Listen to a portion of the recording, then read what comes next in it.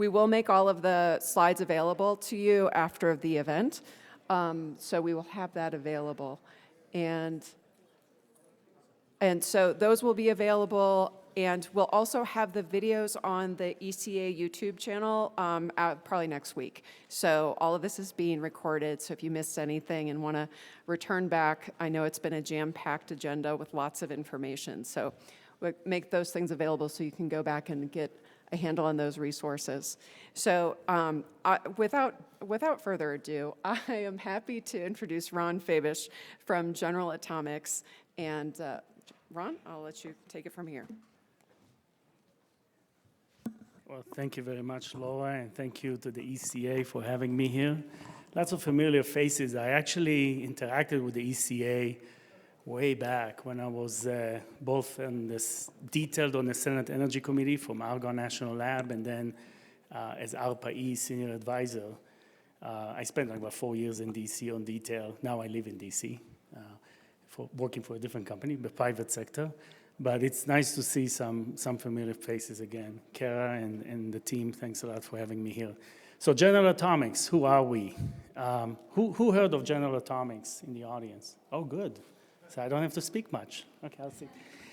So we are in existence since the 1950s. Let me see what I have here.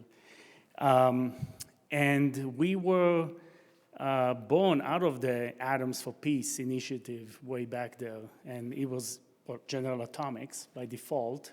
It was actually at one point General Atomic, only one atom.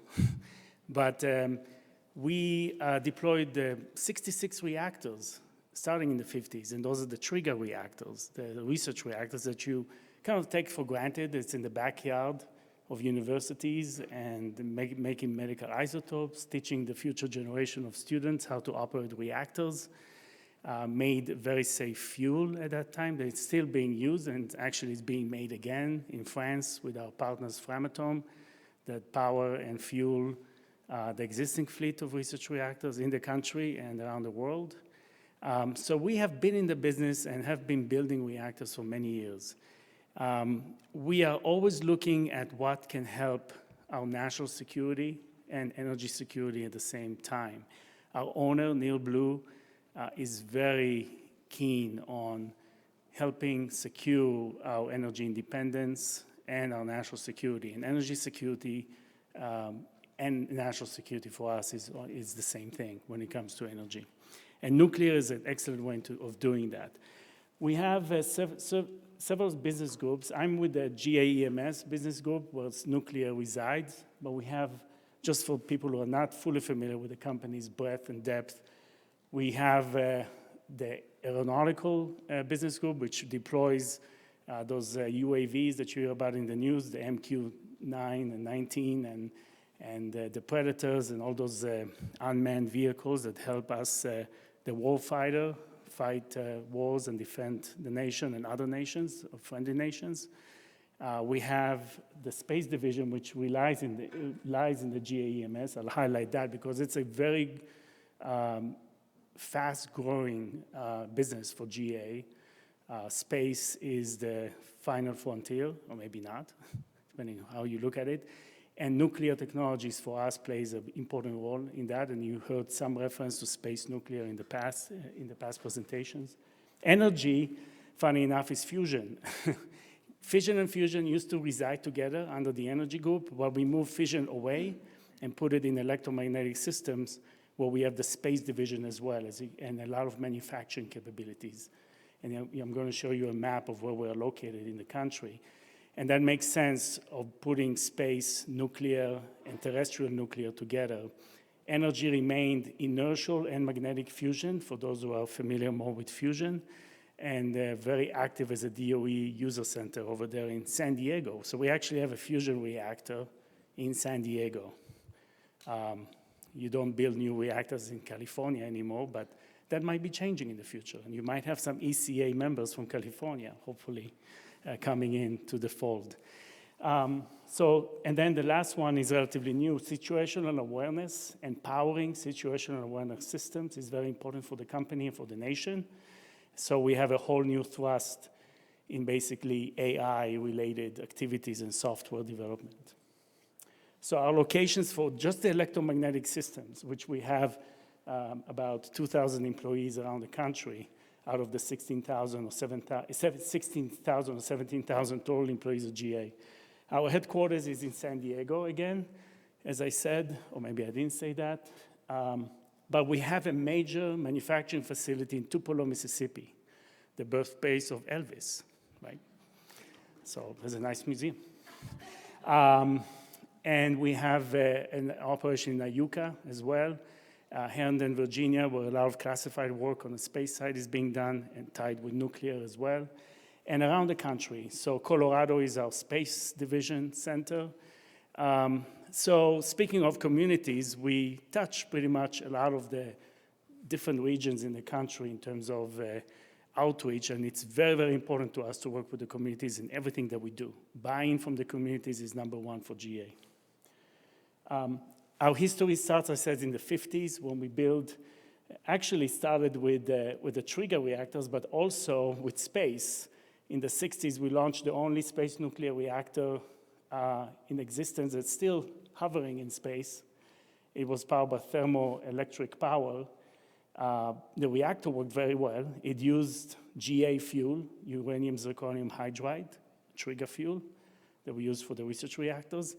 It failed after about 40 days, not because of the nuclear, but because of the electronics. So nuclear actually, who knows, maybe something is ticking still, producing some neutrons up there. But that was actually a success for the country. We were the first one to launch something like that as a power reactor to space. So we are building on that legacy. We are the only company that built 2 gas-cooled reactors, commercial reactors in this country. So in the 60s and 70s, Fort St. Vrain and Peach Bottom in Pennsylvania and in Colorado. And we're very proud of that. Those were SMRs, around 100-something and 300 megawatts power at different variations of performance. And they did well. Helium-cooled, which is a legacy that we're building on as well, as you're going to see. And we want to build on that heritage, and we want to deploy a cost-effective solution. Safety is given. You know, we all want nuclear to be safe, and I think it's safe. And it's safe enough, and it's becoming safer every day with modernization of new materials and new systems that we have. So we want to think that safety is something that is embedded in everything that we do. But cost is not. And that's where we need to be very clever, as we heard throughout the day, how we make things cost competitive and deployable. So we are making a lot of the things that enable kind of vertically integrated in terms of the fuel, the cladding material, which the Department of Energy actually helped us in deploying and qualifying. This is an excellent tolerant fuel. Silicon carbide, ceramics are very important materials for the company, and they are in everything that we do in terms of reactor technology. I think I want to say something about silicon carbide. This is for hypersonics, for other applications, and the only country that makes it is Japan for nuclear grade. We are the only company in this country that is now going to start making silicon carbon fiber, which is the raw material, nuclear grade, to go into the materials that we make. So that's very important to us to be able to do that. So when we deliver solutions, we are thinking about the end result. And this is borrowed from INL, because I'm in INL here, and there's the many versions of this figure. We do believe that nuclear has a role in every of these applications. SMRs, we are developing the family of gas-cooled reactors. I'm going to move fast now. There are 3 variations of that. The near term, which is we're not doing a great job in publicly announcing what we're working on, but we are in advanced design stages of a thermal gas-cooled reactor, which builds on Peach Bottom and Fort St. Vrain. There's a 0 flicking at me, but I'm going to finish soon. And the size ranges are there, and it's very important for us to work with the end user to define the end result of this. We are taking credit for everything that we have built over the years. and all of these advantages that we have. Load following, we're talking about 20% load ramp up and ramp down per minute. So lots of innovation in this that are actually proven from previous experience. And like we said, we're the only ones who built that. We're also deploying, or our intent to deploy them on the microreactor. This is not gas-cooled. It's a different technology. It was down-selected for the Defense Innovation Unit military installations competition. We believe that this is also applicable for remote locations and deployable on microgrid scale and for communities. It's a 5 to 10 megawatt type of range of deployment, and it can be bigger depending on the application. And this is really high TRL offering that we can get into more details if there is interest. And with that, thank you very much. Thanks, Sorry Ron. Excellent. Thank you. Excellent. I did want to say one more thing. Sorry. TCP, Matt Solomon, thank you for bringing it up. I wanted to transparency, consistency, and predictability. One reason you don't see price and LCOEs and things such as that, it's very difficult to predict those things. We have to be transparent about that. We have to talk to the end user. We have to talk with the customers and with the consortium that we are building to make sure that we hit those targets. So I don't think you've seen those numbers, and there's a reason for that. But we need to have better handle on predictability in order to be fully transparent in what we do. Yeah, very good. Absolutely true. And I think it's great. Actually, Michael, we're going to go in a different order because I have the slides in a particular order. So I'm going to invite Rita Meyer to come up and talk a little bit about TerraPower and Wyoming energy futures. And I think it's a nice, what Ron really, I think, highlights too is that when we talk about nuclear supply chain, it's more than just reactors. There are the advanced materials that are necessary for this industry, and those are other economic opportunities for communities to be involved in. But Rita. Do I run the video from here? You can, yes. You just push that button there, and that will move you forward, yes. To thrive in the There you go. To thrive in the energy transition, we will need innovation and new technology. TerraPower's Natrium reactor is one of the only truly advanced domestic reactors under development today. The Natrium nuclear plant is being demonstrated in Wyoming through a partnership with TerraPower and the U.S. Department of Energy. A truly advanced reactor, the Natrium technology brings decades of experience into a simple, small, and flexible package. The plant is designed with a nuclear island and an energy storage island. It all begins on the nuclear island. In the plant's reactor building, advanced uranium fuel is inserted into an enclosed container and covered with liquid sodium. A chain reaction starts when uranium atoms split and release neutrons and heat the metal coolant inside the reactor system. The Natrium reactor uses liquid sodium metal to cover the plant's core and transfer heat for power production, unlike existing reactors that use water as a primary coolant. Sodium's boiling point is 8 times higher than water, significantly enhancing the Natrium plant's safety. The liquid sodium is heated and then transfers thermal energy to pipes filled with molten salt. This radiation-free heated molten salt then travels to a very large storage tank that serves as a thermal battery for the plant. This is an important feature of the Natrium facility. The nuclear and energy islands are separate, limiting the radiation footprint and simplifying construction. The molten salt passes near water-filled tubes and boils the water to make superheated steam. This pressurized steam then helps turn a turbine, creating electricity. Operators can release more or less molten salt from the storage tank, increasing and decreasing the power output to the grid. With its heat released, the molten salt is transferred to a cold tank and eventually back to the nuclear island to begin its journey once more. With the Natrium technology, TerraPower is building the energy grid of tomorrow, today. Electric utilities are increasingly adding renewable energy to the grid. Power sources like wind and sun fluctuate based on the weather. The Natrium power plant can compensate for low periods of renewable power by ramping up and scaling back power output based on demand. The Natrium reactor will begin operations this decade, bringing dispatchable, carbon-free energy, plus gigawatt-level energy storage, the flexible power generation utilities need, to reality. To find out more, visit www.natriumpower.com. Thank you. I was asked to give a little overview of the technology. That's the actual footprint. That's what it looks like on the ground as it comes out of the ground, minus the trees. I don't know how I missed in a review of seeing the trees that somebody had added, but if any of you have been to the site or were welcome to the site, you'll know that it's beautiful grassland area, but it's kind of devoid of trees. So I wanted to insert that background just when I think everybody has seen this, everybody's seen the technology we're using. I hear no, we don't. So I do bring that along to present. I just want to say, obviously, that we are in construction mode. We started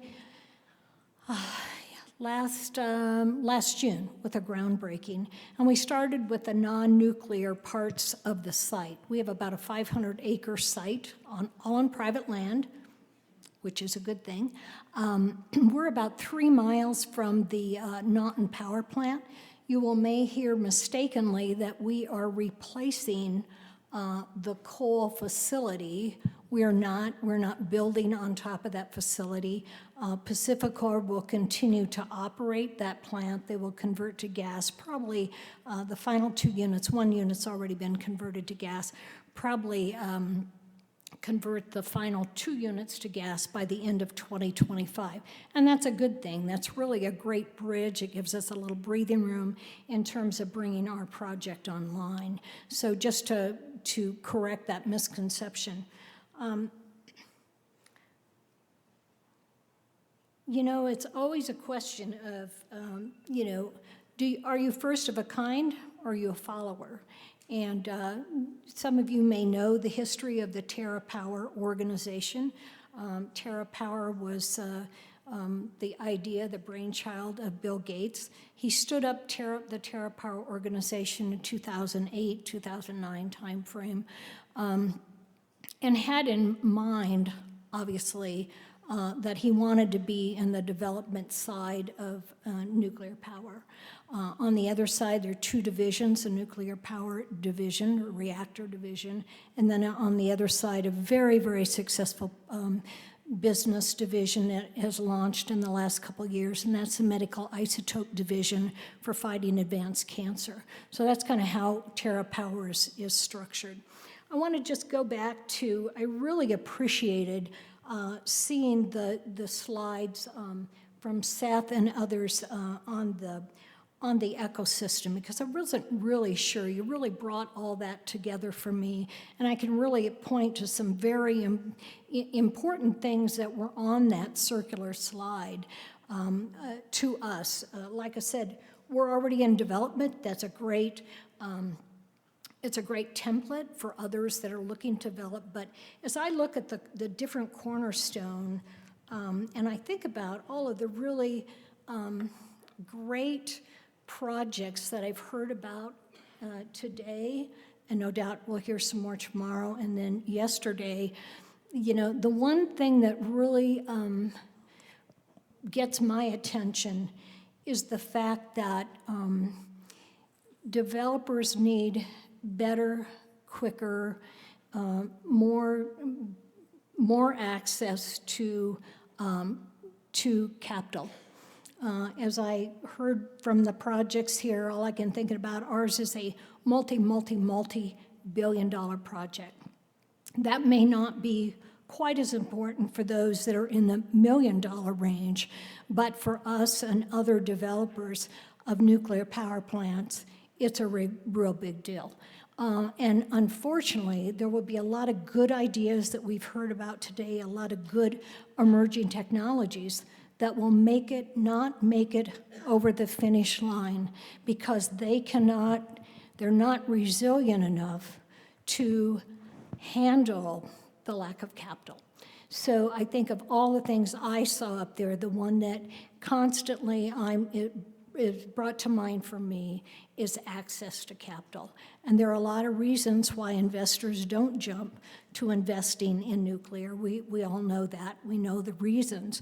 But without sufficient capital, you just cannot weather the storm on bringing a project, a technology out of the lab and into the commercial space. So I think there has to be a lot of work done in that arena to make more capital available. Your local government, not your local, but your state government, we have the Wyoming Energy Authority.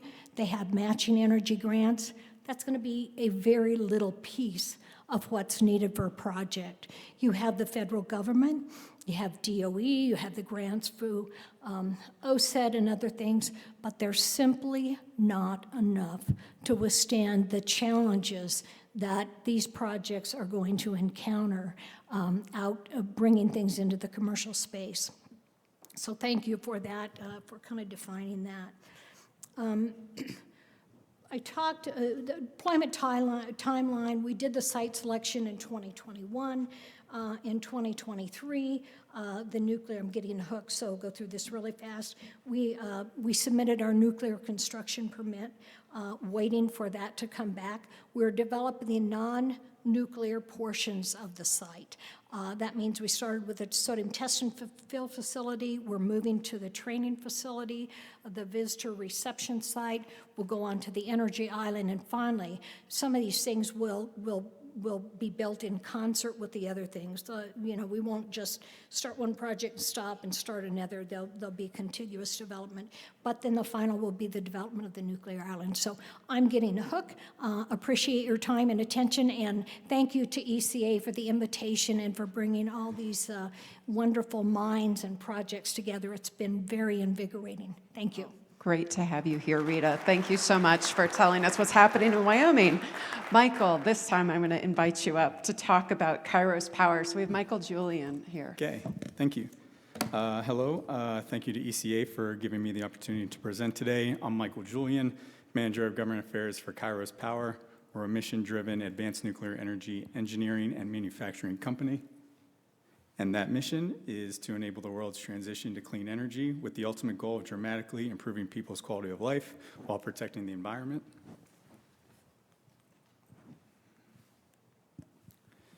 Kairos Power was founded in 2016 with the singular focus of developing and commercializing the fluoride salt-cooled high-temperature reactor.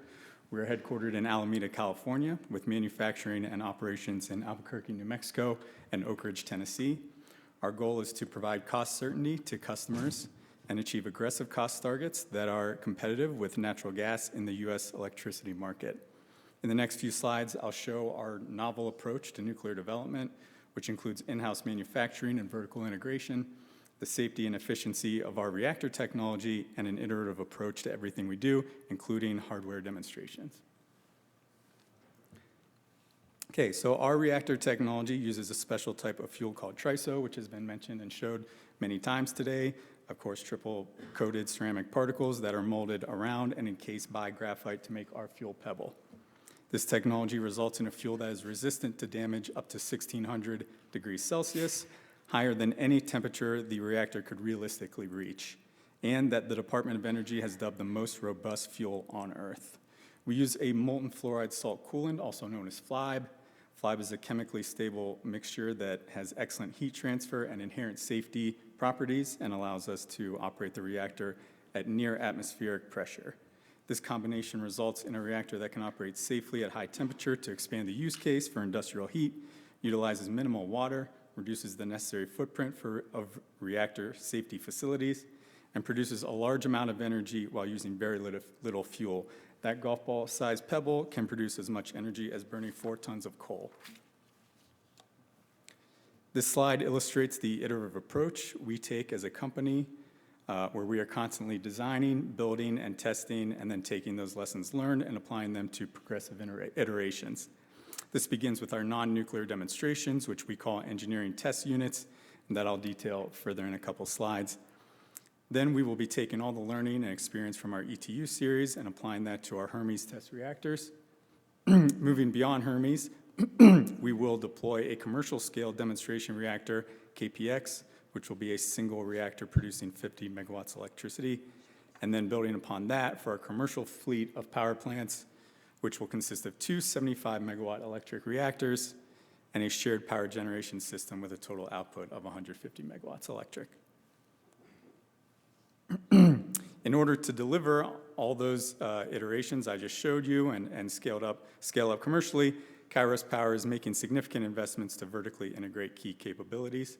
Here are some examples of how we are utilizing vertical integration to achieve supply chain and cost certainty. So the photos on the left show our modular system manufacturing of our ETU components in our Albuquerque facility. In the center, also at our Albuquerque site, we have our Pebble and TRISO development labs. We are partnering with Los Alamos National Lab on fuel fabrication. We have built the world's first plant to produce FLIBE coolant at industrial scale through a partnership with Materion in Elmore, Ohio. That's the far left corner there.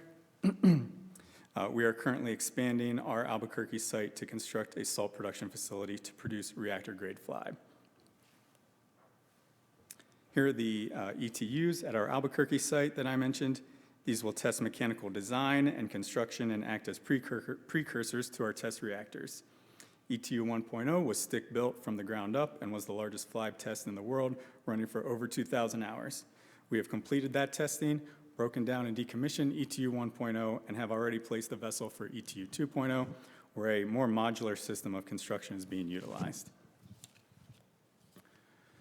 Our licensing team has also been very successful working with the NRC as we received the first construction license for a Gen 4 reactor, and we're the first non-light water reactor to receive a construction permit in over 50 years.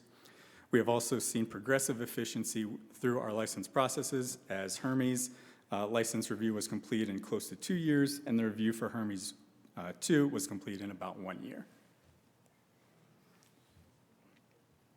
And here you see that construction in action at our Oak Ridge, Tennessee site, where we will be assembling ETU 3.0 and constructing Hermes and Hermes 2. DOE will be investing over $300 million in Hermes through our Advanced Reactor Demonstration Program Risk Reduction Award. We'll also be partnering with Idaho National Lab and Oak Ridge National Lab on this project. We broke ground in July of 2024, and you can see a recent photo of the site here, where we have started foundational pier construction. Many of you may have also heard about our agreement with Google, which was announced this past October. We have signed a first-of-its-kind master plant development agreement to deploy 500 megawatts of clean electricity to power Google data centers by 2035, with the first capacity coming online in 2030. And finally, I'd like to detail our approach to siting and community engagement. Kairos Power is committed to being a good neighbor, engages often with local officials. We are investing hundreds of millions of dollars and providing high-paying jobs, as well as creating opportunities for the supplier base in each of the regions that we operate in. Kairos Power preferentially builds on brownfield sites that are already suited for industrial use, such as the site in Oak Ridge, which was formerly a Department of Energy uranium enrichment facility. That site underwent a historic cleanup and returned to the public for economic development in 2020, allowing Kairos Power to acquire the land. We're also investing in workforce development. A recent example of that is our partnership with the University of Tennessee, Knoxville Engineering Department, where in February we unveiled a new simulation lab on campus that will help train the next generation of nuclear reactor engineers and operators. This is all part of our mission to deploy energy technology that is clean, safe, affordable, and creates a more sustainable world. Thank you. Great. Thank you so much, Michael. It's great to connect the preview we got from Chuck Hope and the build-out in Tennessee with the technology vendor himself. So it's really great. Along those same lines, we have Everett Redmond here from Oklo, and we'll get a nice update from Oklo on what you guys are working on with Aurora. Thank you, and thank you very much for having me here. Appreciate the opportunity. I'm going to talk a little bit about what we're doing. So first, we are a publicly traded company, so I have this for your reading pleasure. Bottom line, don't take investment advice from what I'm about to say. Okay, so our mission is to provide clean, affordable power on a global scale. We're doing this through technology development, as well as reusing spent fuel and for recycling, which I'll talk a little bit about as well. So we're unique in one sense. Our business model is build, own, and operate. So we're designing the reactor, we're licensing it, we're going to build it, own it, and at the end of the day, we're selling power. So you heard, we talk about it as the Aurora Powerhouse. So our product is power. Most of our customers at the moment want electricity, but we're also open to selling steam or other energy sources. But right now, again, think of it as a build, own, and operate with a power purchase agreement at the end of the day. So the technology. We are a fast reactor technology, liquid sodium cooled, 75 megawatt electric. Now, if you heard me speak last year, I would have been talking about 50 megawatt electric. We have upgraded the design to 75 megawatt electric. It is a non-pressurized system, so operates at atmospheric pressure, which increases the safety profile, makes it more inherently safe, as well as cheaper and easier to build with fewer safety systems. In terms of fast neutrons really enable us to get more out of the fuel. Fast neutrons enable us to be able to recycle spent fuel, and I'm going to talk about that as well. Now, all of this has been proven before. So we're here in Idaho Falls. At Idaho National Laboratory, the experimental breeder reactor 2 operated for 30 years. It did some experiments where they shut off the cooling system and they did not scram the reactor, and watched it heat up and shut itself down. That is what this technology brings to the table, sodium fast reactors. And so we're building upon that legacy. You see the image right there, an old image of EBR2. The dome, as it's been talked about, is still out there and being repurposed for other things. So the reactor also has flexible siting. So we need a minimum amount of space. And one of the things that I didn't mention before, but I'll mention now, in terms of water consumption, we use minimal amount of water. So we're going to use air condensers for converting the steam back to water. So in an area like this, where water usage is a key consideration, we've got that covered with the air condensers. And then we're doing a Part 52 license application, so COL. So a little bit different than what has been talked about before.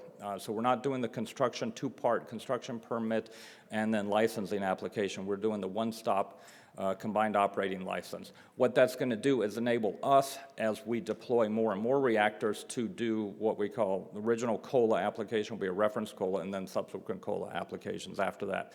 That'll enable us to deploy faster and quicker as we go forward. So the first deployment is actually going to be here at Idaho National Laboratory.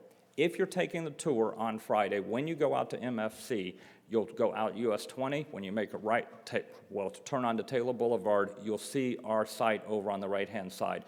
Right at the moment, we've got a rig out there doing some boreholes, geotechnical testing, so you'll get an idea of where we're going to be located. We are going to be a full NRC licensed facility, not DOE authorized, so NRC licensed reactor that will put electricity on the grid.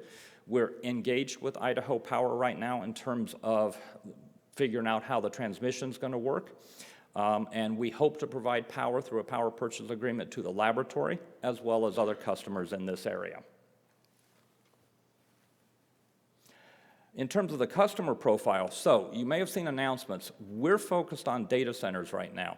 Though also, we've got Diamondback Energy oil company that's interested. And so with our business model and the size of the reactor, we're going to be deploying next to the source, the demand center.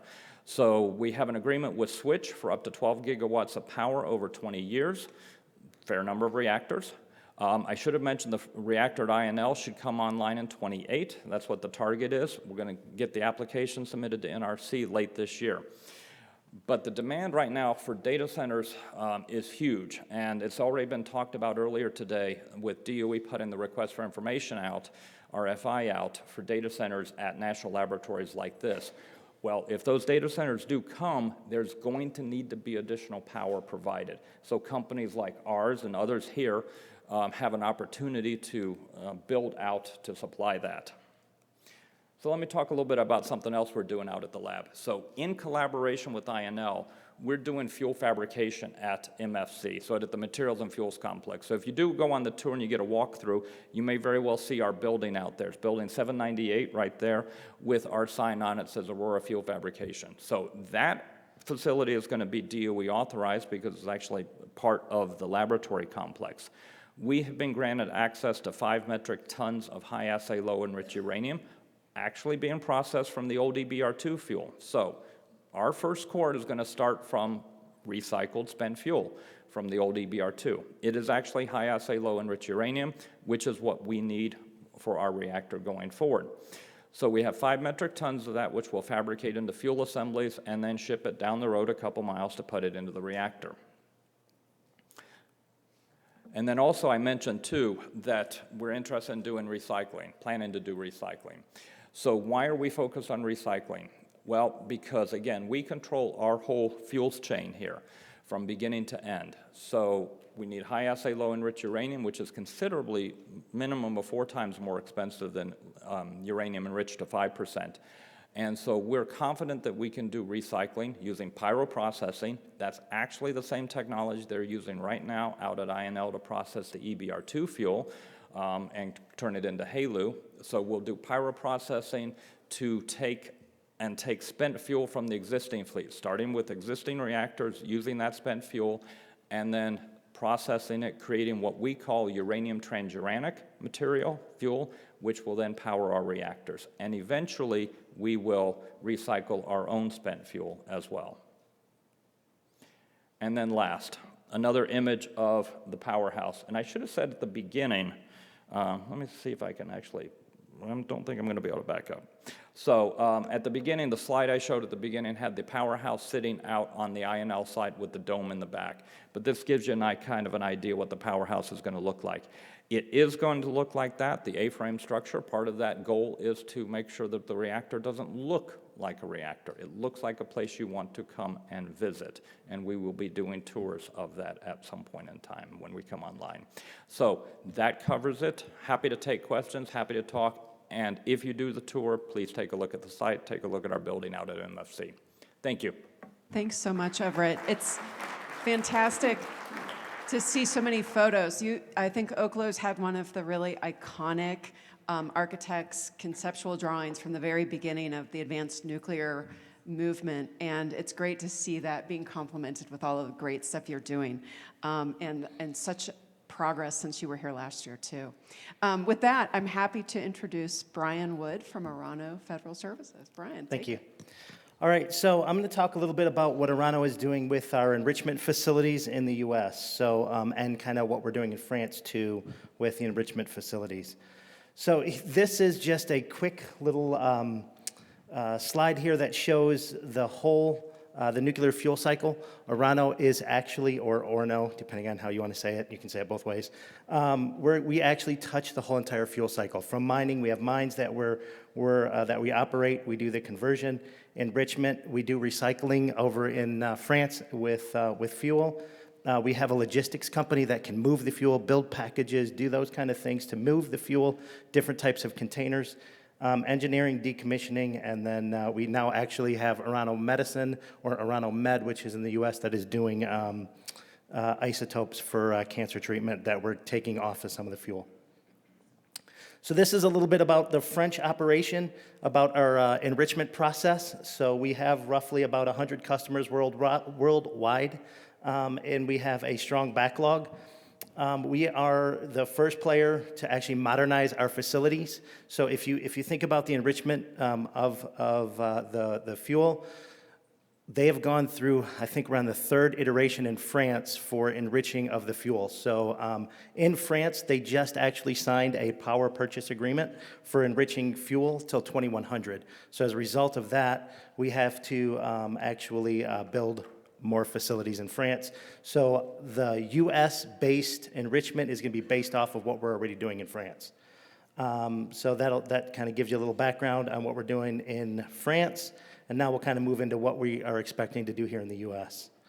So this is a little graphic here about Orano USA. We are headquartered in Bethesda, Maryland, and we have offices all over the United States. Some of them are logistics companies, but we just stood up a new organization called Orano Enrichment Company, which is the U.S. arm for enrichment. So essentially, why do we need enrichment of the fuel? Everything that we've talked about today in regards to all of the SMR development, they're all going to need fuel. The Russian ban, which was put in place in May of 2024, essentially says you can no longer import uranium from Russia. So as a result of that, we've got to stand up a U.S. Essentially a U.S. structure for enriching uranium. So as a result of that, you can read the rest on the slides. That's essentially paves the way for what we're doing here in the U.S. We believe that we've got 22 countries also said that by 2050 we're gonna triple, quadruple the amount of uranium you're gonna need. So why the name Project Ike? So if you think about the so Orano likes to use fun names for things like Project Ike and other things. So why the name Project Ike? It goes back to President Eisenhower with the Atoms for Peace. So that's the name for why Project Ike. So why Oak Ridge? Why did we select Oak Ridge? If you recall, a while ago, we actually had a site selected and we're ready to build here in Idaho. And then Fukushima happened, and we mothballed that. The enrichment plant here in Idaho, and we selected Oak Ridge on this next bid. So essentially, the reason why is we can get reliable power from TVA in regards to for the enrichment site. So that gives you kind of a look of where everything will be in Oak Ridge. This next slide shows all of the things, the companies around us, and the yellow is going to be the enrichment site. So if you look at that, that is land that will be transferred from the Department of Energy to Orano through the lease transfer agreement. So one of the things that we're working on here is essentially we're taking the Eagle Rock experience of getting that licensed, and we're using that for the enrichment in the U.S. here for Oak Ridge. So if you can read all of those fun little things, I won't read them all for you because it's a lot of words. But essentially, we are using the valuable insights that we gained in order to get this the enrichment site licensed. So Project Ike, like I said, we're not starting from scratch. The design is from France for the enrichment plant, and that we're using the lessons learned on the Eagle Rock facility to license this facility. So where are we? Where are we? So essentially, right now, Orano produces 12% of the global uranium that is used in France. So it's roughly only 12% of it. So going forward, this is where we are with the project kickoff in Q4 of 2024. And then we expect that we will submit our application to the NRC in 2026 Q1. In order for us to do that, we have to have the site transfer. So the site transfer has to happen before we can actually submit anything to the NRC. So we're hoping that that's going to happen by 2026. We're pushing really hard for that. We're working really hard for that. The footprint of the facility that will be in Oak Ridge is roughly 750,000 square feet. After we submit the license, then this is what we're hoping for in regards to the timeline to actually making this thing produce enriched uranium. So we're hoping to be able to come online and actually start developing enriched uranium by 2030. That's all I got. All right, thanks so much, Brian. Excellent presentation from Orano. It's great, exciting things going on all sides of the fuel cycle. Next, I'm happy to introduce Hurst Desai, the Chief Commercialization Officer of Zeno Power. Good to see you. Good to see you. Well, how's everyone doing? Come on, we're 2 speakers away from happy hour. How's everyone doing? All right, let's do it one more time. How's everyone doing?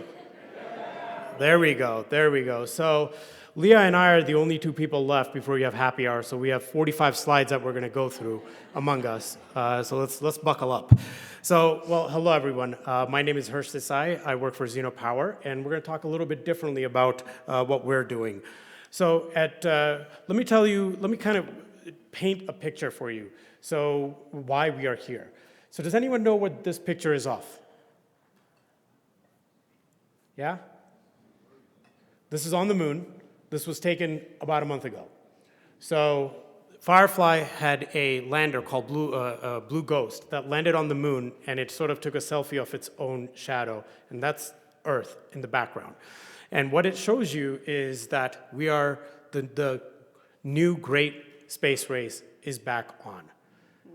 In the last 1 year, 5 countries have landed on the moon: US, China, Russia, India, Japan. That's taking place now. It's going to continue happening. And we finally have a commercial company land on the moon successfully and do its mission. That was a $150 million mission that lasted for 2 weeks.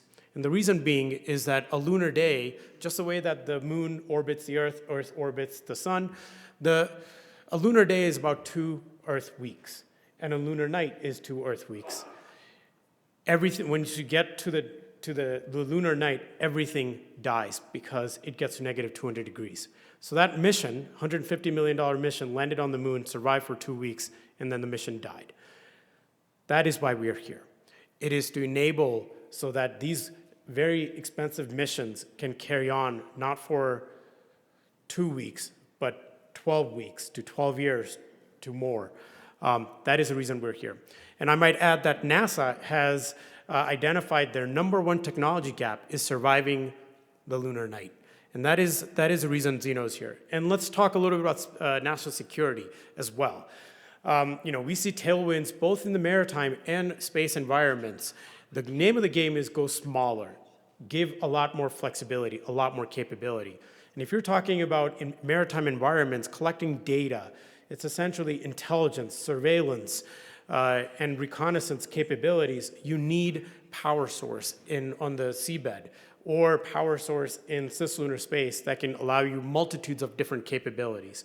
And again, that is another area where nuclear can come in and help. So with that is what we do at Zeno Power. We build radioactive power systems, essentially nuclear batteries. This is not a new technology. It's existed. Picture you see on the right is of astronaut Alan Bean on Apollo 12, actually taking out plutonium-238 based heat source and is about to mate it on the ground there with a power conversion on the lunar surface. That was powered by plutonium-238. Those are your Ferraris. That is the highest performing system you can get. It's scarce and it's expensive, just like a Ferrari. On the left is Astrontium-90 radioisotope-based power systems. That powered a buoy off of coast of Baltimore. We've deployed about 100 of these. I like to think of that as like your Toyota Corolla. It is not high performing, but it's abundantly available and pretty cheap. And for our customers, that is what they're going after. So when we look at our contracts, we have over $65 million in contracts for supporting space and maritime applications. Looking at it from the left to the right, you can clearly see that we have a contract called DEPS, aptly named, for providing power on the seabed for multitudes of applications that you can think of. We also have a contract with the DoD, and the intent there is for the Space Force to support a nuclear-powered satellite that allows you to have persistent mobility. Again, another capability that they're looking for. And finally, we have a contract with NASA as well. And the intent of that is to design and build a power system for lunar assets, whether you're talking about landers, rovers, or just stationary infrastructure. And all of those are to be completed in the next couple of years. So we're pretty busy at this very moment building hardware. And you might be asking, well, that sounds all great. Have you demonstrated your technology? And the answer is yes, we actually did. We demonstrated our technology in 2023, so almost 2 years ago, a year and a half to 2 years ago at PNNL. And you can actually see a small size of our system. Our batteries are small. They're microwave-sized batteries. So when you talk about building a small heat source like that, that is game changer. It allows you to do multitudes of different applications there. So you can see a couple of cool pictures of us demonstrating our technology there.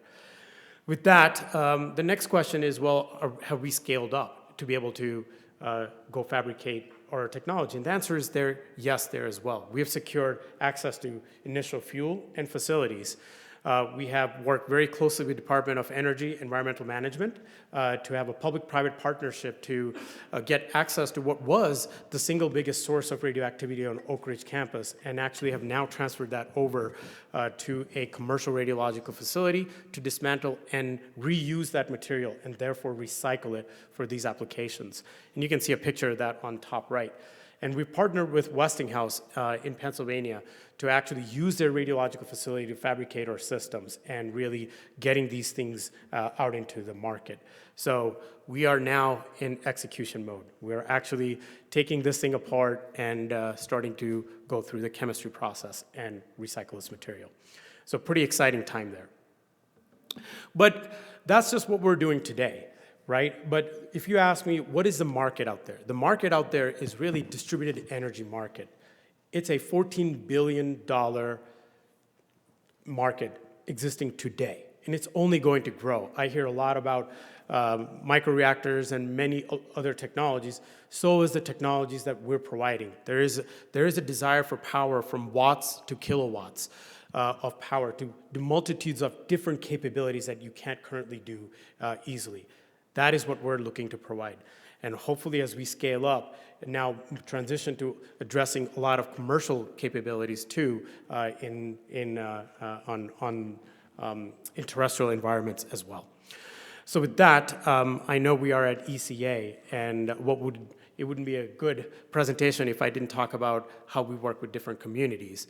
You can see that our team really values what we call patches. It gives us missions and celebrates the wins that we have. Here's our Xeno patch. It really identifies what we do, right? Providing plug-and-play power from bottom of the ocean to the outer reaches of our solar system.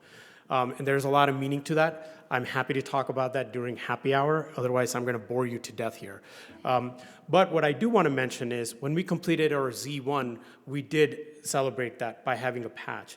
For us, our community is not just us, it's our partners that we work with. It's the location that we do it in. And you can see there, we identified Xeno, UDRI, PNNL, MPR. And for those that read Morse code, you can see the Morse code over there spells KPSC. And the folks that are from Tri-Cities would recognize what that means. That's the airport code for Pasco. And the star chart is off what it looked like that day from PNNL. So we really put a lot of meaning into the community that we're part of. And the same thing we have done with our last patch, which is the BUP 500. That is the initial source that we received from Department of Energy. So with that, what I want to close here with is we have done this. We have built these technologies. We have won the space race in 1970s and 1960s. The time is now. We're in this new great space race. If we don't take this moment, I think we will lose it. And that's why we're here. Let's go win that space race. Thank you. Great, thank you, wonderful. Hirsch, we're gonna have to put you with Chuck Hope so we can get some open for business patches. Now I've got my eyes set on some new swag. Leah Crater, it's great to have you here from Westinghouse. You wanna bring us home for the evening? That's the goal, and I assure you, this is my notes, so we'll be done in time for happy hour.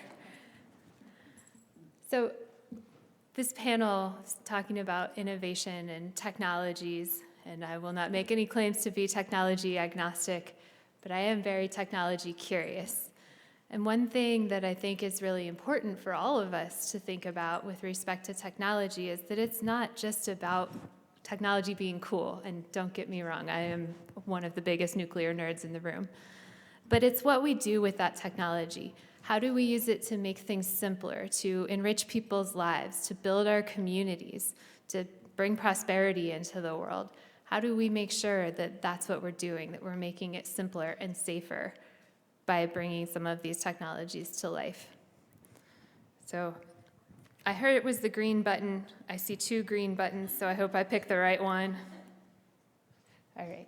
So Westinghouse is a storied nuclear company, and some of those stories are true, and the bad ones are, of course, exaggerated.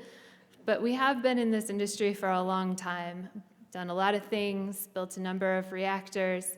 We have a large group of employees around the globe, including here in the US, a lot of qualified suppliers that we're very pleased to work with.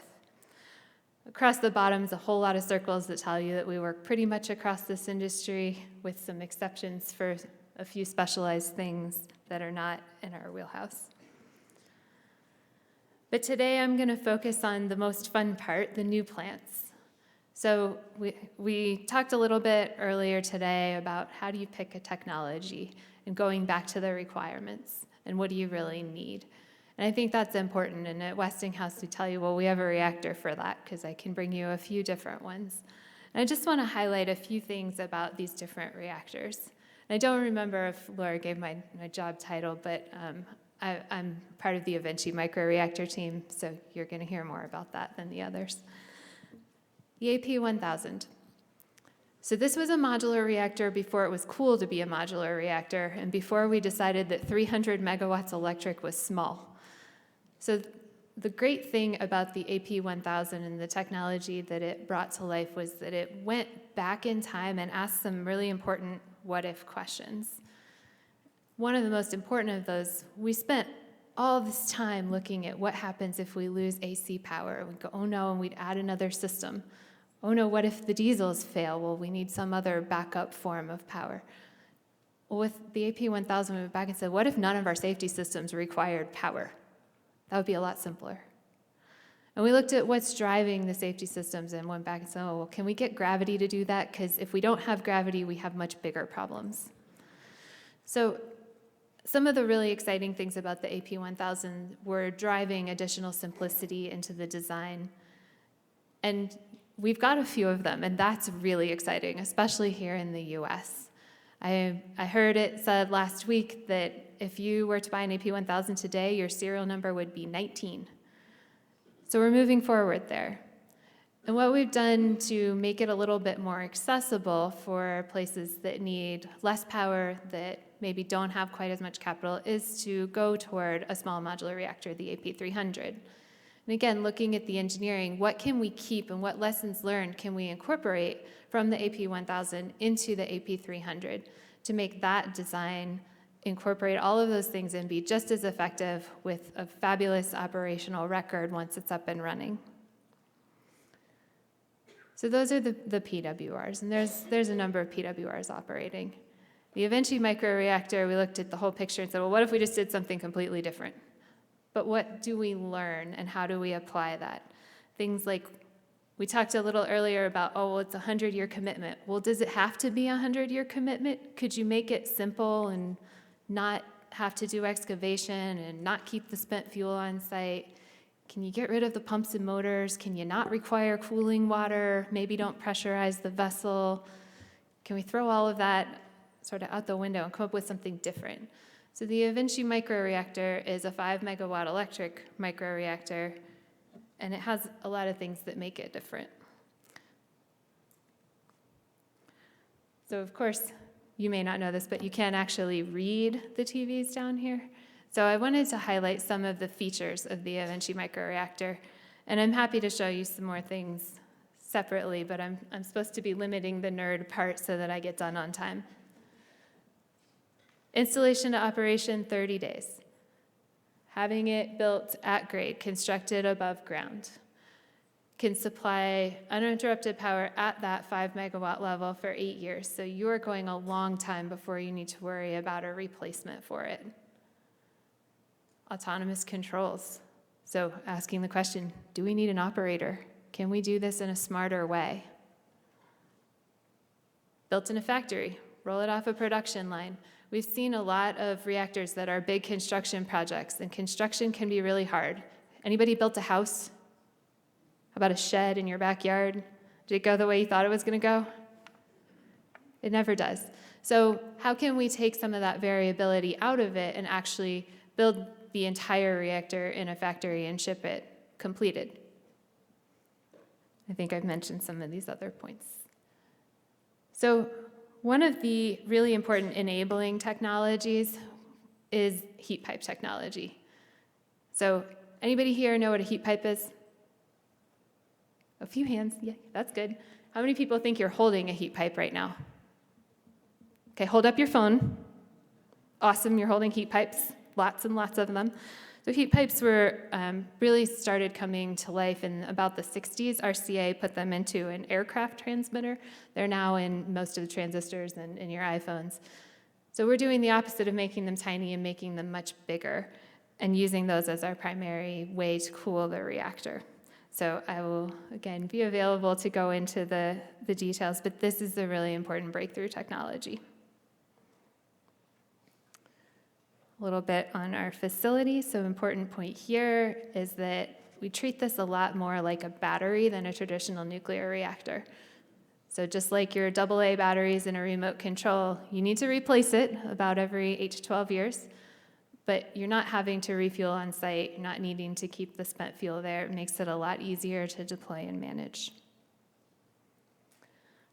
So we get a lot of, well, what are you going to do with 5 megawatts electric? And how do we even understand what that is? We know these data centers claim they're going to need 2 gigawatts here and 2 gigawatts there. So what does 5 megawatts do?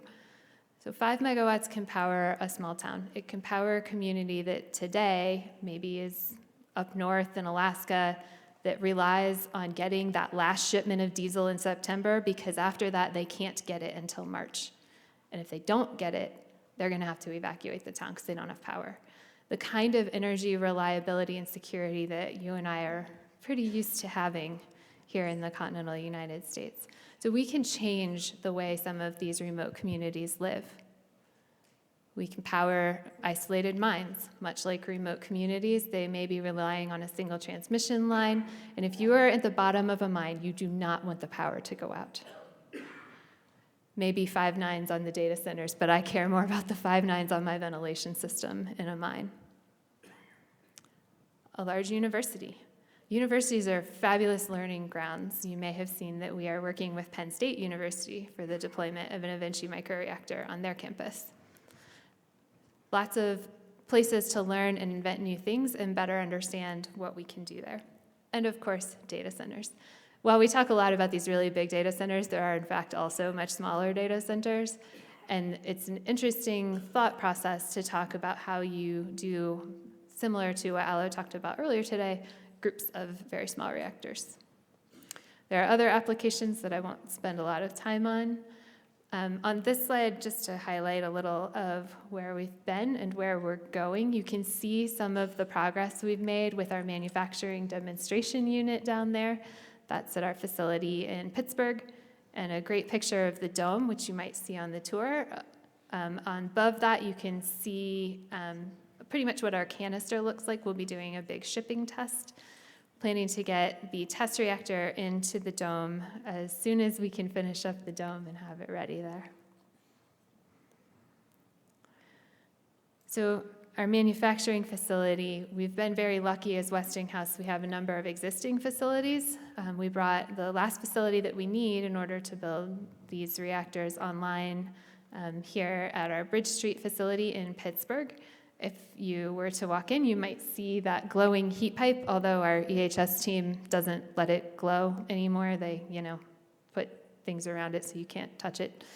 But a really cool facility for building and being able to execute these heat pipes. And it's much like with the history of nuclear, bringing things that were older back to life in a new and inventive way. So this facility is a modernization project of a very old steel mill that had gone out of use. We didn't even have to fix the thing the crane rolls on, although we did replace the crane. So we were actually awarded a Modernization Project of the Year by the Engineering Society in Pittsburgh. So we're very proud to invest in the communities that we live in, the communities we work in, and we're very excited to deploy to some new communities. So we're working forward on this. I'm really excited about what changes the Evinci microreactor can bring. We're looking forward to how we move forward with that and what technology can bring into the world. If you are interested, I will talk to you for all evening about heat pipes. I also have video of the facility, which is on my phone that I can share. And with that, I will let you get off to your reception. But thank you for your time, and thank you to ECA for today's forum. Wonderful. Thank you so much, Leah. Excellent. A round of applause for all of our developers and technology providers today.